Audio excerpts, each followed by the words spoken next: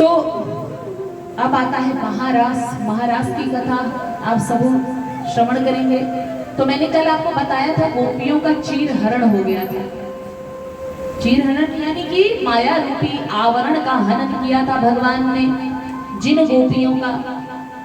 तो जिन गोपियों का माया रूपी आवरण हट गया था, वो पर्दा हट गया था, बस उन्हीं गोपियों को महारास में आने का अवसर मिला था, बाकी किसी गोपी को नहीं।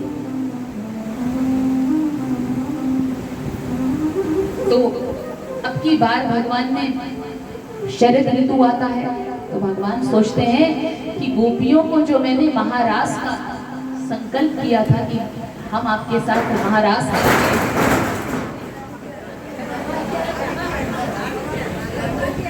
हाँ हनुमान जी आ गए हैं, हनुमान जी प्रसन्न हो गए हैं।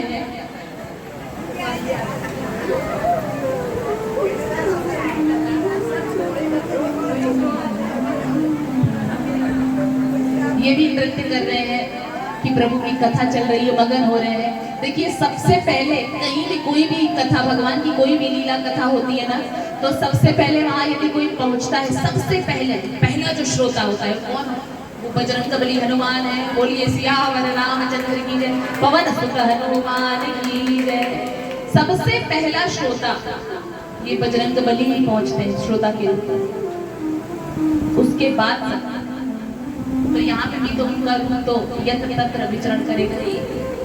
अब भगवान सोचते हैं कि गोपियों को अवसर देना है, महारास करना है उनके साथ में। तो वो दिव्य शरद ऋतु आती है। कहते हैं ना कि शरद ऋतु में तुमको ये अवसर मिलेगा महारास में शामिल होने का। तो भगवान अब संकल्प लेते हैं, संकल्प मन में संकल्प करते हैं। तो एक संत का बड़ा सुंदर भाव है कि भगवान का मन कहाँ से आता है, क्योंकि भगवान तो प्रकृति और पुरुष इन सब चीजों से परे है, इंद्रियों से भी परे है। तो ये मन कहाँ आ गया? ज्ञान इंद्रिया, कर्मेंद्रिया, मन इन सब से परे है। तो वो इसलिए कि भगवान जब लीला करते हैं अपने भक्तों को प्रसन्न करने के लिए, तो वो संकल्प से मन का भी आवाहन करते हैं।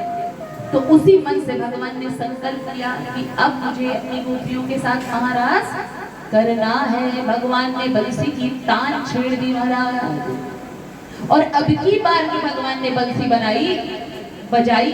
अब की बार जो हमारे कन्हैया लाल ने बंसी बजाई, तो उस बंसी की ध्वनि को सिर्फ उन्हीं गोपियों ने सुना जिसका चीरहरण यानी आवरण भंग हो चुका था, जिनकी अज्ञानता हट चुकी थी। उन्हीं गोपियों ने भगवान की उस बंसी की ध्वनि को सुना था। तो जैसे ही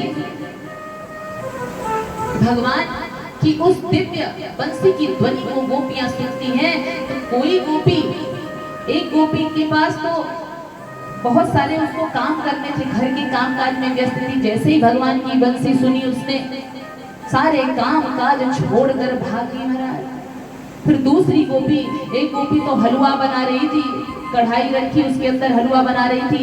जैसे ही कान में ध्वनि सुनी बंसी की, तो महाराज जलता हुआ वो हलवा छोड़कर भागी। एक गोपी क्या कर रही थी? आंखों में अंजन ले रही थी, यानी कि काजल लगा रही थी। और जैसे ही उसके कान में भगवान की बंसी की ध्वनि गई कि काजल, तो भैया उसने एक मोटा काजल कैसे करके लगा रही थी, फैल गया। वैसे ही वो निकल गई दूसरे कान में, दूसरे आंख में उसने लगाया ही नहीं महाराज। एक गोपी अपने वस्त्र को धारण कर रही थी, पहन रही थी। जैसे ही बंसी ध्वनि सुनाई दिया, कानों में पड़ी, जो भी वस्त्र पहने हैं बस आधा पहना है, आधी चोली पहनी है, कैसा है, फटा है कि नहीं फटा है, कैसा है, व्यवस्थित है, अव्यवस्थित तरीके से बस उसी रूप में वो दौड़ पड़ती है भगवान से मिलने के लिए। एक गोपी रोटी बना रही है, तो वो रोटी, जलती हुई रोटी छोड़कर वो चली जाती है। तो ये भगवान के भक्तों की अवस्था है। यानी इसका प्रतीकात्मक अर्थ निकलता है जब हमारे अंदर भगवान से मिलन की उत्कंठा जागृत होती है, तो भगवान भी हमारा सहायता करते हैं। तो भगवान भी हमसे मिलने के लिए तड़पते हैं। यहाँ पर आज भगवान का स्वयं मन किया है, स्वयं भगवान ने खुद से संकल्प किया है। आज तक तो गोपियां परिश्रम करती थी भगवान से मिलने के लिए, हाथ जोड़ती थी, विनती करती थी कि हे प्रभु छोटा छोटा लीला कर लो, हमारे यहाँ पे माखन चोरी करने आओ, हमें छोड़कर मत जाओ कहीं। लेकिन आज प्रभु स्वयं चाहते हैं कि मैं अपनी गोपियों के साथ महाराज करूं, लीला करूं। आज अपने गोपियों से स्वयं मिलने के लिए उत्साहित हो रहे हैं हमारे कन्हैया। और कैसा दिव्य अवसर है, भगवान पिता रात्रि शरदोत्फुल्ल मल्लिका विक्षरन्तुं मनश्चक्रे योगमायामुपाश्रितः। ये शरद ऋतु की दिव्य रात्रि है महाराज। कौन सी ऋतु है? शरद ऋतु की। चांदनी छिटक रही, चंद्रमा की चांदनी जो है छिटक रही है, सर्वत्र उजाला ही उजाला है। मल्लिका के पुष्पों से पूरा का पूरा वन आच्छादित हो गया है, परिपूर्ण हो गया है सौंदर्यता का। ऐसा लग रहा था कि इतना सुंदर वन, इतना सुहावना वन आज के पहले कभी लगता ही नहीं था। क्यों? क्योंकि आज भगवान महाराज जो करने वाले हैं।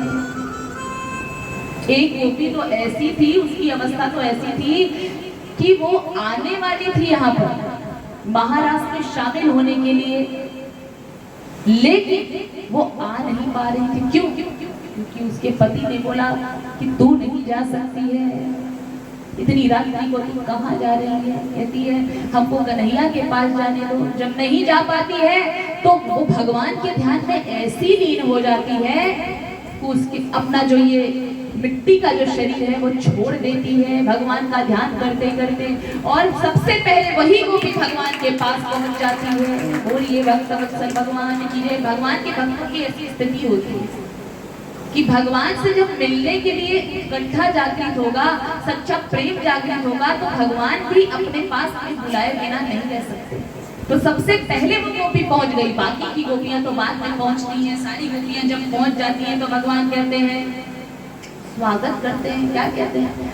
स्वागतम वो महाभागः प्रियं किं करवाणि वः व्रजस्यानामयं कच्चित् ब्रूता गमन कारणम्।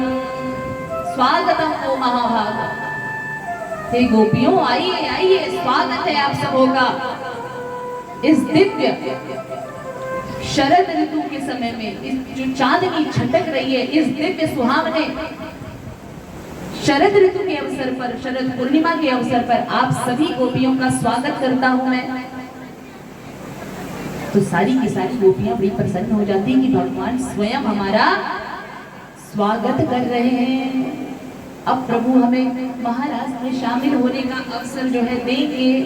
लेकिन थोड़ी देर बाद प्रभु का प्रश्न चेंज हो जाता है, बदल जाता है कि गोपियां आ तो गई हैं आप यहाँ पर, तो क्या आप यहाँ की सुंदरता देखने आई हैं? मुझे तो लग रहा है यहाँ की सुंदरता देखने आई हैं आप। शरद ऋतु की चांदनी रात्रि के समय ये वन की सौंदर्यता देखने आई है। अब गोपियां थोड़ी क्रोधित हो जाती हैं। देखो बंसी की तान छोड़ी इन्होंने और बुलाया इन्होंने, हम जब आई है इनके साथ महाराज में शामिल होने के लिए तो इस तरीके से बात कर रहे हैं। तो कहते गोपियां इस समय रात्रि के अवसर पर आना उचित नहीं है। रात्रि के अवसर पर किसी भी गृहस्थ, किसी भी पतिव्रता स्त्री को ऐसा नहीं करना चाहिए, शोभा नहीं देता। क्या सोचेंगे तुम्हारे घर वाले?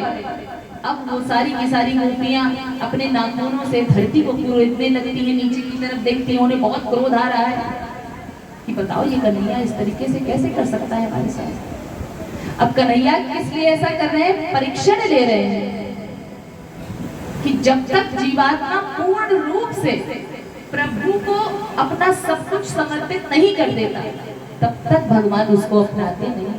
अब यहाँ भगवान ये भी देखना चाह रहे हैं कि पहले परीक्षण करूं, जब परीक्षा में पास हो जाएंगे तभी तो मैं अपनाऊंगा। यहाँ पर यदि हम सब्जी लेने जाते हैं बाहर, बहुत सोच विचार के लेते कि नहीं 20 रुपए 30 रुपए की यदि सब्जी भी लेनी होती है बहुत सोच विचार कर लेता है इंसान। अब जब भगवान अपनी गोपियों को अपनाने जा रहे हैं पूर्ण रूप से, तो परीक्षा नहीं लेंगे? भगवान से बड़ी कोई चीज है क्या? नहीं है। तो भगवान तरह तरह से उनको उनकी परीक्षा लेते हैं, उनको कहते हैं कि नहीं गोपियां, ये उचित नहीं, आप चली जाओ। यदि आप सुंदरता देखने के लिए आई हो, मन की देख लिया, अब आप चली जाइए। लेकिन गोपियां नहीं मानती हैं, कहती नहीं प्रभु, यदि हम चली जाएंगी तो मन तो हमारा आपके पास रहेगा, कैसे चली जाएंगे? कहें यदि आप चाहो गोपियां तो मैं योग माया के सहारे आपको अपने घर पे यथास्थान पहुंचवा सकता हूँ। तो कहती कन्हैया ये तो आप कर दोगे, लेकिन हमारा मन तो यहाँ पे रहेगा। अब जब मन यहाँ पे है और तन वहां पे है, तो उस तन का लेकर भी हम क्या करेंगे? न हमारा भोजन बनाने में मन लगेगा, न किसी को बच्चे को तैयार करने में मन लगेगा, कहीं मन नहीं लगेगा। मन तो एक ही होता है, और वो मन जब हमने आपको दे दिया है तो फिर कहाँ से दूसरा मन लेकर आए?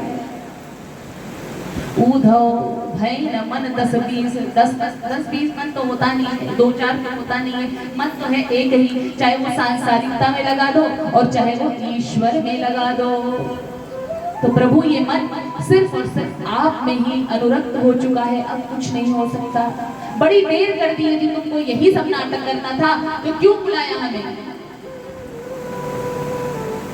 बस बस गोपियों, हमें यही तो सुनना था, हमें यही सुनना था कि तुम पूर्ण रूप से हमारी हो चुकी हो। भगवान ये भी सोच रहे हैं कि सोचो ये गोपियां अपना सब कुछ छोड़कर, सारी चीजें, सारे बंधन, उनको किसी भी प्रकार के बंधन का भी डर नहीं था कि मैं जा रही हूँ, मेरे सास ससुर क्या कहेंगे, मेरे पति क्या कहेंगे। सारे बंधन जब छोड़कर जीव भगवान ने समर्पित होता है, जैसे कि मीराबाई की भक्ति थी, उन्होंने सारे के सारे बंधन तोड़ दिए थे। वो भक्ति के आगे पति को भूल चुकी थी, परिवार को भूल चुकी थी, समाज को भूल चुकी थी। जब आप सब कुछ भूल जाओगे महाराज, सिर्फ भक्ति, क्या ध्यान रहेगा आपके? सिर्फ और सिर्फ भक्ति, भगवान की भक्ति के आगे सब कुछ जब भूल जाओगे, तब आपको भगवान पूर्ण रूप से अपना लेंगे। बोलिए भक्तवत्सल भगवान की जय, बोलिए वृंदावन बिहारी लाल की